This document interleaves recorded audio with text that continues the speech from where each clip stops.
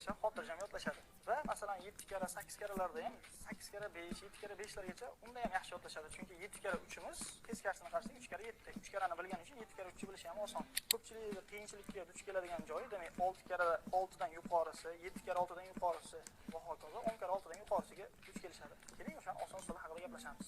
10 ta barmoq kifoya. Demak bu barmog'imiz 6 deymiz, bunisini 7, bunisini 8, bunisini 9, bunisini 10 deymiz. Misol uchun 6 karra 8 ni ko'ramiz birgalashib. Mana 6, 6, 7, 8. Demak, yotganlarini qo'shsak, 3 ga 1 ni qo'shamiz. 4. Turganlarini ko'paytiramiz. 2 karra 4, 8. Demak, 48 bo'lyapti. Yana bitta misol ko'ramiz. 9 karra 7.